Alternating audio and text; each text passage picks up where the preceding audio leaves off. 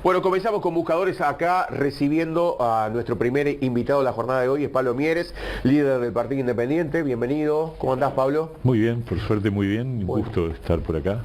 Bueno, antes que nada y de abrir el juego con el resto de los compañeros, te quisiera preguntar, tomando en cuenta tu actividad anterior como ministro de Trabajo, esta propuesta del PIT-CNT de gravar 1% a los más ricos, y la propuesta que ayer le llevaron en esa reunión al presidente de la República. No sé si a ti como ministro en su momento te lo planteó el PIT-CNT, ¿qué te parece esto? ¿Qué pensás al respecto? A ver, en primer lugar, cuando nosotros estuvimos a cargo del ministerio no hubo un planteo de ese tipo. Obviamente yo creo que son esas fórmulas que se dicen fácil y que después a la hora de la instrumentación tienen un impacto. En el caso de que se optara por ello, pero en un país que además está necesitando inversión, que para que haya más empleo y mejor salario tiene que haber inversión, y la inversión justamente depende de atraer gente con capitales importantes, todo lo que implique el gravamen sobre los capitales más relevantes termina generando un impacto negativo en un mundo donde la competencia por captación de inversiones es muy importante, es cada vez más fuerte, y donde el Uruguay tiene, por buenas razones, algunas características que lo pone en desventaja, que tiene que ver con justamente sobre las normativas laborales, sobre un estado de bienestar con políticas sociales relevantes, una carga tributaria ya bastante significativa, y de hecho la captación de las mayores inversiones que el Uruguay ha logrado en los gobiernos del Frente Amplio y en el gobierno de coalición, siempre está vinculada a exoneraciones fiscales, al revés, o sea, justamente demostrarle a esos grandes capitales que Uruguay es un país confiable. Entonces me parece que va por el lado equivocado, ¿no? Me parece que es vistoso decir, bueno, el 1% de los grandes capitales, ¿qué le hacen? Bueno, pero los grandes capitales están midiendo siempre dónde colocar su capital en aquellos lugares donde tenga más retorno, y Uruguay debe tener esa capacidad, porque a través de eso lo que se genera es empleo, y lo que se genera es oportunidades para los uruguayos, ¿no? Muy bien. ¿Cómo estás viendo estos primeros casi un poco más de 100 días del gobierno en cuanto a lo que proponía en una campaña política y lo que puede estar desarrollando en los primeros días? Se ve poco. La verdad, lo primero que hay que decir es poco, sobre todo es muy contrastante con hace 5 años. Hace 5 años arrancamos a todo ritmo, como debe ser en el mundo de hoy. El mundo de hoy funciona a una velocidad vertiginosa, y por lo tanto un país tiene que generar iniciativas, ideas, pero además era lo que nos decían cuando estábamos en campaña electoral, que el Frente Amplio tenía la solución para todos los temas. Fíjense ahora, están convocando a un diálogo social que va a llevar más de 1 año y pico, sobre temas que en principio eran la prioridad: la reducción de la pobreza infantil, la discusión de las transferencias para las familias de menores ingresos. Todo eso va a ser parte de un diálogo que va a empezar probablemente, capaz, el mes que viene o el otro, que se va a prolongar durante 1 año en un ámbito de alrededor de 18 personas, representantes de organizaciones sociales, de los partidos, para dentro de 1 año y pico tener unas conclusiones para presentar proyectos de ley. Entonces, tú decís, pero no era que tenían todo claro, que iban a dar respuesta. Incluso el tema ahora que está arriba de la mesa, que es el tema de la población en situación de calle. No sirve decir, bueno, pero estamos tratando, se supone que la tenían clara, y es cierto que la población en situación de calle aumentó, pero tenés que resolverlo, y hasta ayer de noche que largaron esta idea de la alerta roja, y yo diría, y el presidente dijo, bueno, hay que sacar a toda la gente que está en la calle porque está en riesgo. Hasta ese momento era el ministro de Desarrollo Social, que además se opuso siempre a esa medida que ahora va a adoptar de manera obligatoria, porque el presidente le dijo que la tenía que adoptar, que es que si no te querés ir pero corres riesgo, te tengo que sacar. Hay declaraciones muy claras de Sibila de hace años, y también hay declaraciones muy tristes de hace años. Miren, yo voy a recordar una en julio del 20, plena pandemia. Se muere una persona en situación de calle, la primera en el año, en julio, fines de julio, no en mayo ni en junio, en julio. Y sacan una declaración con una carta firmada por todos los senadores del Frente Amplio, dirigida a la vicepresidenta de la República, Beatriz Argimón, reclamando que cómo puede ser, y hay varios tuits de aquella época, del propio Sibila y de otros, diciendo esto es responsabilidad del gobierno. Y ahora hablan de que no hay que hacer política con estas cosas, cosa que yo comparto, pero no resisten la historia, ¿no? Justo hablamos de eso al principio, justamente. Inclusive yo fui uno de los que publiqué esa carta, publiqué y otras más. Se vienen un hecho importante que es... Te voy a decir una cosa más. En un contexto donde ellos mismos dicen que tienen una gran escasez de recursos y que hablan de todos estos temas sociales, los 32 millones de dólares son para comprar un campo en colonización. A ver, ¿qué consistencia hay entre ambas cosas? Además de que yo creo que la política de colonización debería ser objeto de revisión, porque hay opiniones muy críticas de los resultados que tiene, pero meter 32 palos cuando no tenés guita, y en vez de la pobreza infantil comprar un campo en colonización, es realmente sorprendente. Sí, se viene un momento importante ahora, que son los consejos salarios. Sí. Y el gobierno va a tener que mandar las pautas. ¿Cómo fue cuando tú fuiste ministro el tema de las pautas? Porque sé que en un principio, claro, vos te agarró la pandemia, sí, claro. y fue cartón ligador. Sí. De cualquier manera, creo que en aquel momento se salió muy bien con el compromiso de inclusive el PIT-CNT, sí, que después dijeron que no, digo, no importa, te lo dejo a vos después, sí. Pero ahora, ¿qué debería hacerse? ¿Sabes por qué te pregunto? Porque es un tema económico. Se viene cumplir, o sea, el gobierno dejó con 2 puntos y pico de salario real más alto que como lo recibió. Pero ¿hasta cuándo podés seguir subiendo el salario real cuando entramos en descompetencia con otros países por un tema de salario, y sobre todo con un dólar que está deprimido, o sea que en dólares se está ganando hoy por hoy bastante comparado con otros países? Sí, a ver, yo creo que tenemos que ser cuidadosos. Me parece que el planteo que ha hecho el ministro de Economía de desindexar la negociación salarial, que veremos hasta dónde le llevan el apunte, dudoso, pero va en esa dirección, va en la dirección de que el salario no se convierta en un acelerador de la inflación. Claro. Y de esa manera a la vez, porque esa es la paradoja, que si tú aceleras la inflación, los que terminan perdiendo más son los que viven del salario, que son los que sufren el incremento de precios de manera directa. Entonces yo creo que hay que tener mucho cuidado. Lo mismo que con algunas ideas que el PIT-CNT planteó ya en la época nuestra, pero sobre el final, de la reducción de la jornada laboral manteniendo el salario. Bueno, si vos bajás la cantidad de horas que trabajás y cobrás el mismo salario, estás haciendo un aumento salarial, sí, enorme, sobre todo con la magnitud de lo que está planteando el PIT-CNT. Y eso, quiero decirlo también, fue presentado como proyecto de ley por la bancada de senadores del Frente Amplio cuando estaban en la oposición. Ahora quiero ver cómo sostienen ese tipo porque cuando estás en la oposición, para algunos parece que lo que importa es vender y vender y vender, y después veremos, pero cuando llegan al gobierno se dan cuenta, o mejor dicho, ya sabían que todas esas cosas no podían ocurrir. Vamos a esperar a ver cuál es la pauta. Se tienen que poner de acuerdo Economía y Trabajo, Yo creo que en economía hay una mirada de cuidado, de preocupación por los equilibrios macroeconómicos. Vamos a ver cómo responde el Ministerio de Trabajo. Nosotros cuando nos tocó,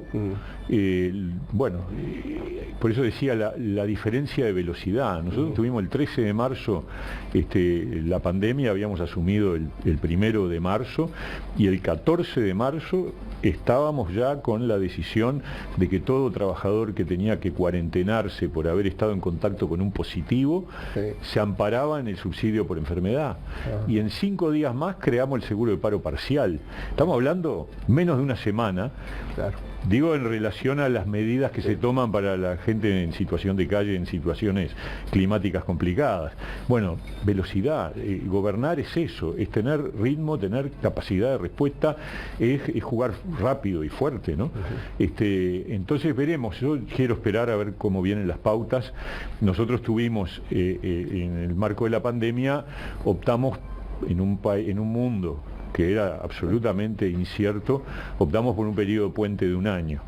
Y acordamos, el PIT-CNT firmó un acuerdo de un aumento nominal, creo que era del 3%, que obviamente se quedó detrás en lo que fue la inflación del año, pero todos asumimos, todas las partes, empresarios, trabajadores y gobierno, de que no se podía arriesgar mucho más que eso. Al año siguiente empezaron las pautas de la novena y la 10ª ronda, que fueron en el 21 y en el 23, y ahí sí empezó la recuperación salarial y termina con 2 puntos y pico arriba de lo que había en el 19. O sea, no solo remontamos la pérdida del 20, que obviamente existió, como en todas partes del mundo, porque acá se dice poco menos que éramos nosotros, pero en realidad en el mundo entero cayó el salario en el 2020 y también cayó el PBI mundial en el 2020. Entonces hay que ver la magnitud de lo que se enfrentó y a pesar de eso, en el tiempo siguiente y la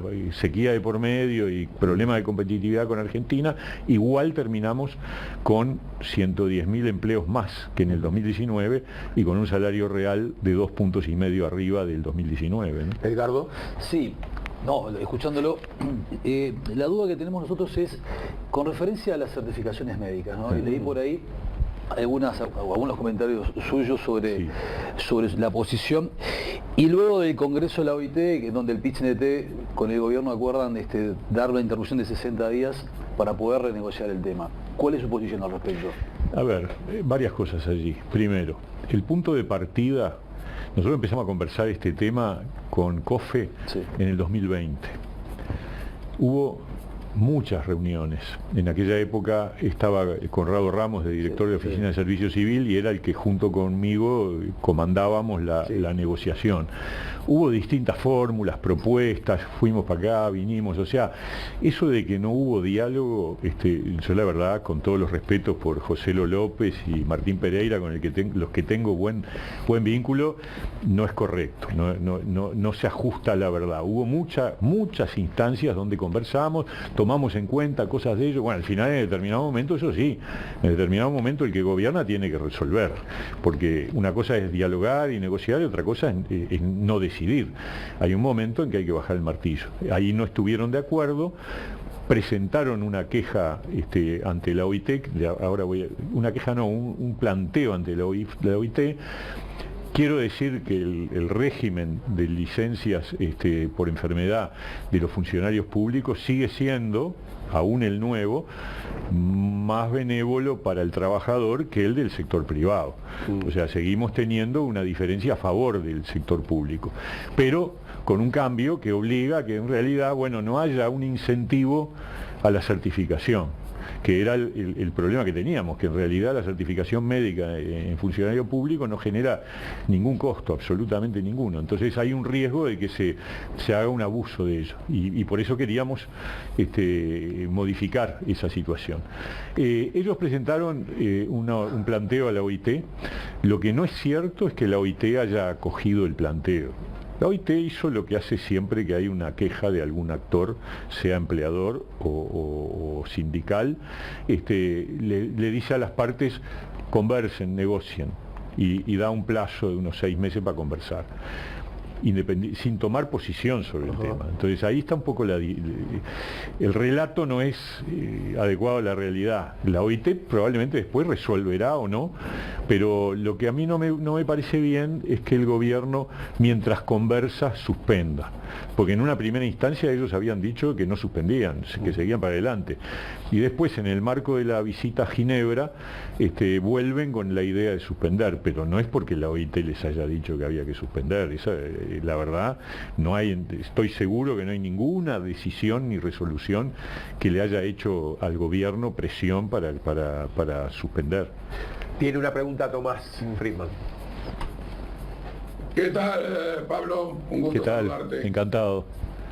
No, recién estabas hablando de los consejos de salarios a propósito de las pautas que se vienen, y solamente a modo de comentario, ¿se conocen ya cuáles son algunas de las pautas que el gobierno del Frente Amplio va a presentar en los consejos de salarios, que son muy parecidas, Pablo, a las pautas de los anteriores gobiernos del Frente Amplio?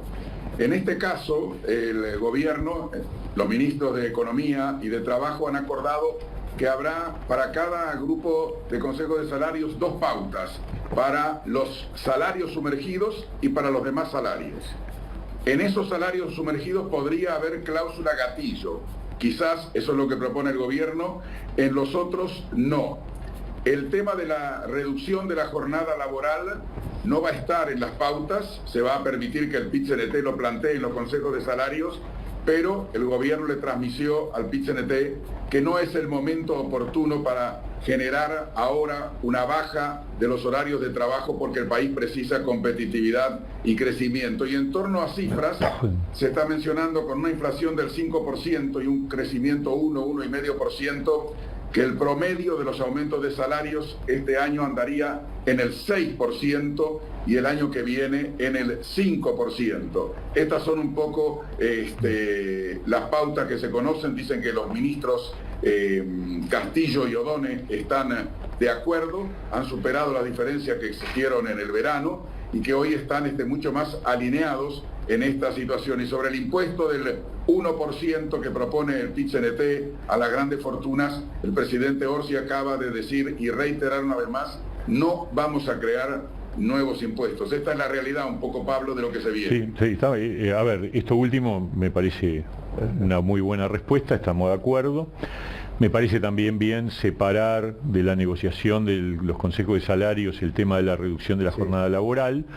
Con respecto a la pauta, todo está, a ver, primero, no está mal que se haga una pauta diferencial según el nivel de ingresos. El tema es dónde la pones, dónde pones la raya, y la pregunta es el contenido que es de la enorme mayoría. A ver, porque si el tema es los 25.000 pesistas, que es históricamente el reclamo del Frente Amplio y del PIT-CNT, buena parte de la gente que negocia su salario en el Consejo de Salarios está por encima de esa franja. Buena parte, porque esa es la realidad. En realidad, buena parte de los que están por debajo de los 25.000 pesos son gente que trabaja en negro, que es informal, o que está en una situación, por supuesto, también dentro del Consejo de Salarios, pero en una proporción bastante menor. Entonces la pregunta es dónde se pone la línea, porque si el resto va a tener salarios que van a aumentar por encima de inflación, o sea que vamos a seguir indexando, porque esto significa, en buen romance, que lo que planteaba el ministro de Economía, si esta fuera la línea divisoria, no tuvo éxito, porque lo que está pasando es que no solo te indexan, sino que además hay aumento del salario real por encima de inflación. Esa es la propuesta, y gatillo incluso si la inflación se llega a disparar, que en los tiempos que estamos viviendo a nivel internacional, nadie puede garantizar cómo va a evolucionar la inflación.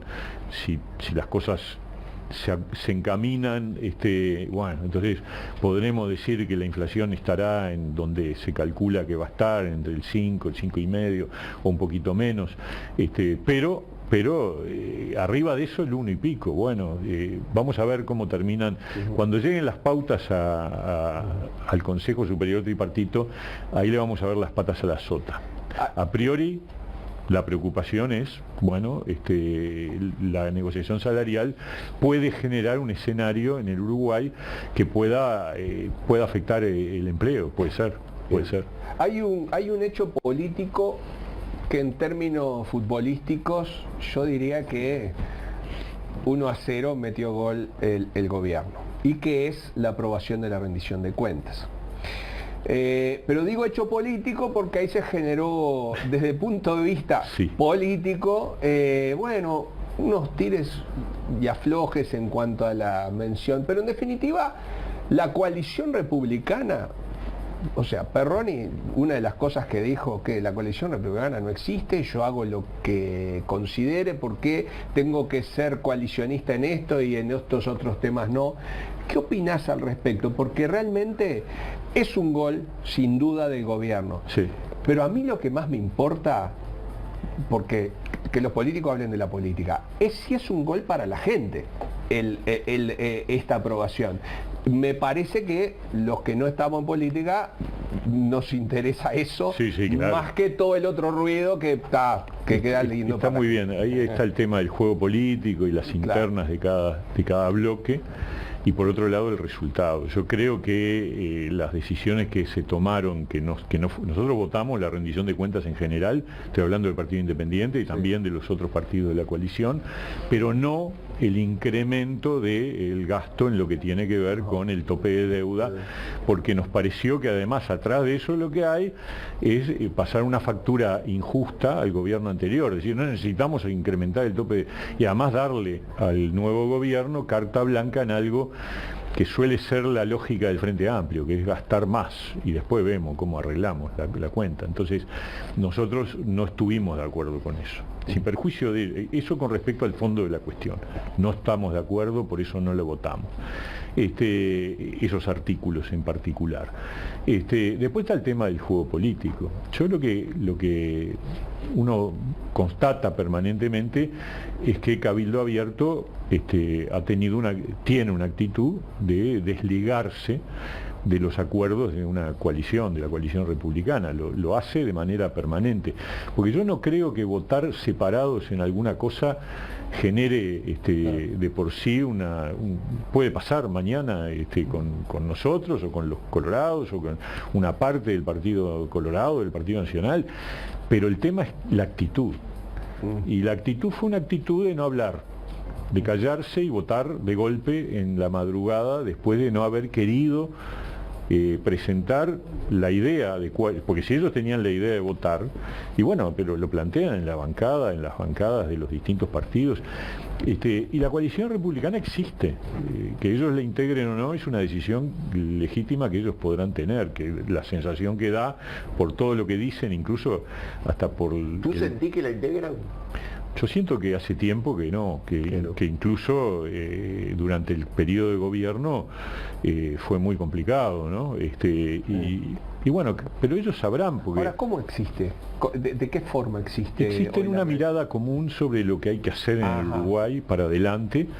No existe en el hecho de que haya ámbitos formales de decisión, aunque sí hay, a nivel de las bancadas parlamentarias, sí. A ver, ahí hay coordinación parlamentaria, la hay. Claro. Que los dos diputados de Cabildo no quieran participar, o que se callen la boca y no, porque ese es el tema, esa actitud de reticencia a decir qué es lo que pensás. Porque vos podrías saber perfectamente, son dos formas distintas de votar separado.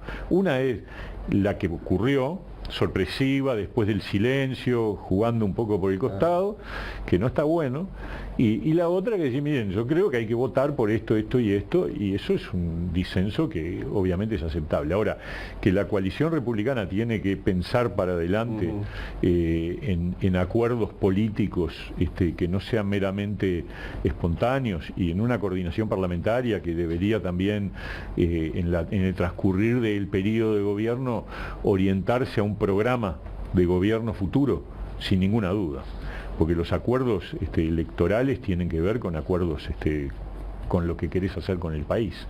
Y en ese sentido hay sintonía.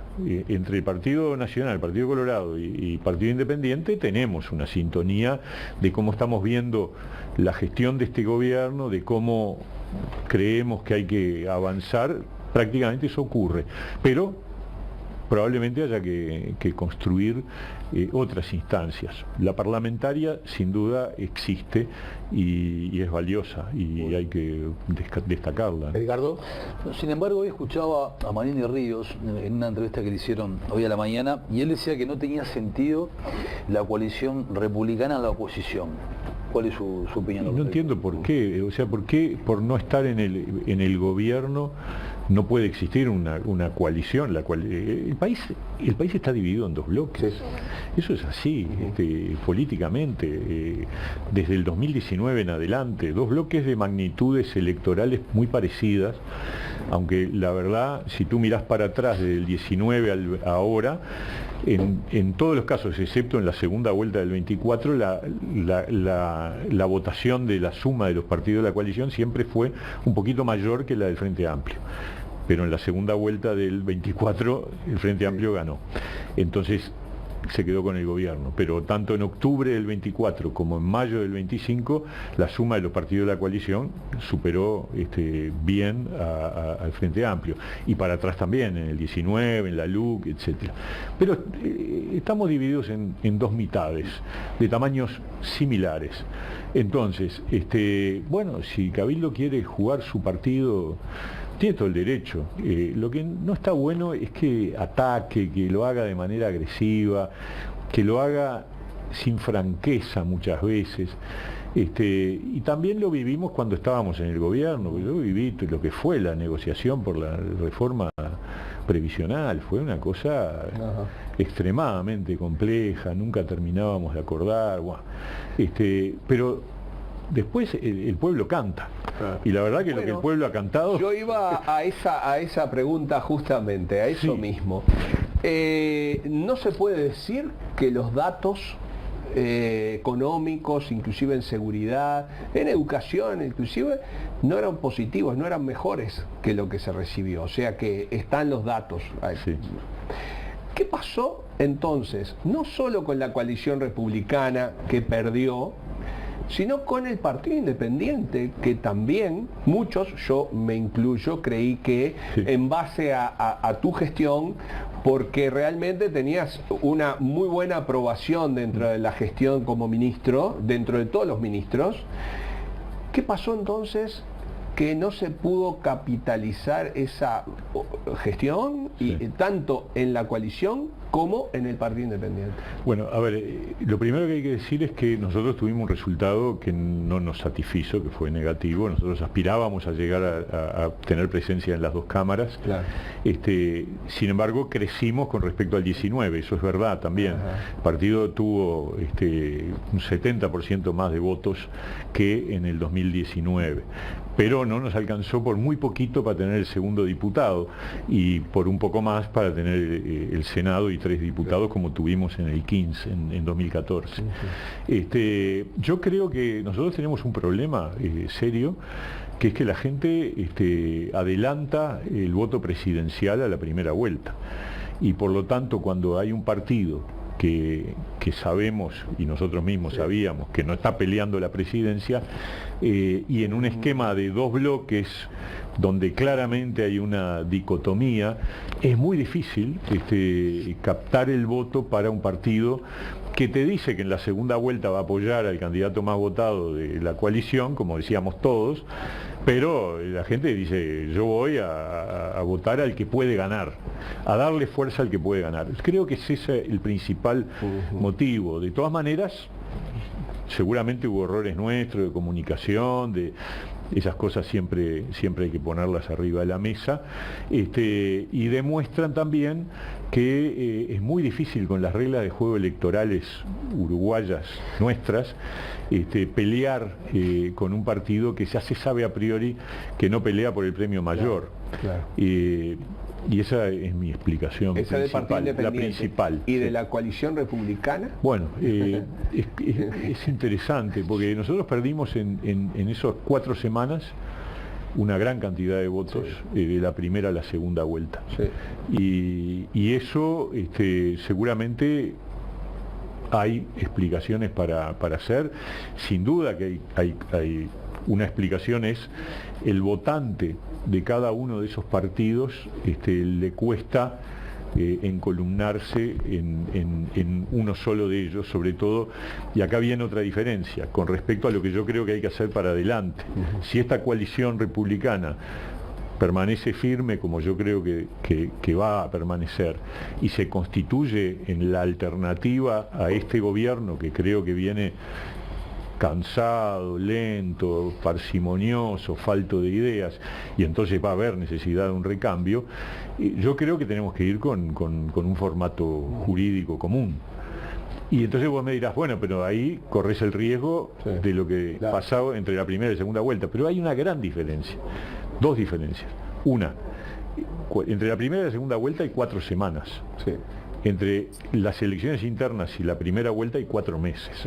Y vos tenés 4 meses para explicar y resolver y armar una campaña que permita que todos los que se sienten parte de alguno de los partidos de la coalición apoyen al que haya resultado el ganador de la interna del 2029. Pero además, la fórmula seguramente no será monocolor. Y eso va a permitir que muchos ciudadanos que integran partidos que no van a ganar la elección interna puedan sentirse representados. Entonces me parece, es un tema, no es un tema para hoy, esto ya es para dentro de 2, 3 años, tampoco es para el 29, es para bastante antes, pero por lo menos para el 28, 27, 28. Pero me parece que ahí hay un formato que permitiría evitar esa situación que tuvimos en los 2 balotajes. En el 19, que igual alcanzó, porque había una diferencia mucho mayor y porque además el frente venía muy desgastado, y esta del 24, donde la diferencia se revirtió demasiado, ¿no? No sé si está Tomás todavía como para la última pregunta para Pablo Mieres. Tomás. Sí, Pablo, te estaba escuchando atentamente, y bueno, el tema de la coalición es un poco el tema del escenario político del país. Le cuesta a la coalición funcionar como tal, esa es la realidad. Hoy estamos viendo, el gobierno lleva más de 100 días y la coalición no tiene un coordinador, no tiene reuniones de coordinación. Más o menos ahí nos vamos juntando, nos vamos reuniendo, pero digamos, institucionalmente no funciona. En algún momento incluso se habló, hay que poner un coordinador, incluso se mencionó a tu nombre, Pablo Mieres podría ser, por no ser de ninguno de los 2 partidos importantes. ¿Crees que en algún momento la coalición se va a poder sentar y decir, bueno, somos una coalición, vamos a sentarnos y reunirnos una vez por semana y mirar cuáles son los temas que están en el Parlamento, cómo está el gobierno, cómo actuamos? Pero para eso la coalición tiene que tener un vocero y no es fácil, ¿no? No es fácil, no necesariamente tiene que tener un vocero, capaz que está bueno que cada partido tenga su propia vocería, pero sí que tenga que haber mayor coordinación. A mí me parece que eso va a ocurrir, no ahora. Yo creo que además cada partido tiene su proceso de reacomodo post elecciones. Hay que tener en cuenta que salimos de una campaña electoral hace un mes. El 11 de mayo fue la elección departamental, un mes y medio. Entonces recién ahora se están acomodando un poco las realidades internas de cada partido. Para nosotros es más fácil, el partido es más chico, es más fácil, digamos, acordar y seguir avanzando, pero para partidos más grandes como el Partido Nacional, el Partido Colorado, bueno, hay liderazgo, se empuja, y me parece que es razonable que este año sea un año todavía de reacomodo. Quizá el año que viene sí estemos en condiciones de estructurar una coordinación más permanente que, repito, en el Parlamento sí está existiendo y está funcionando bien. Gracias, Pablo. No, encantado, un gusto. Pasaba Pablo Mieres por aquí por Buscadores, líder del Partido Independiente. Mientras tanto, yo les digo que vamos a ver lo que tiene para proponernos Feria Vegetal y Harrington, que también está de oferta. Un lugar que da gusto comprar, todo fresco y de buena calidad. Frutas, verduras, cuánta variedad, la mejor atención y el precio que buscas, todo sano y natural. En la Feria Vegetal. Feria Vegetal, la del tractor amarillo, que además tiene almacén, carnicería, panadería y roticería. En Avenida Italia, casi Bolivia. Todo sano y natural. En la Feria Vegetal. feriavegetal.com.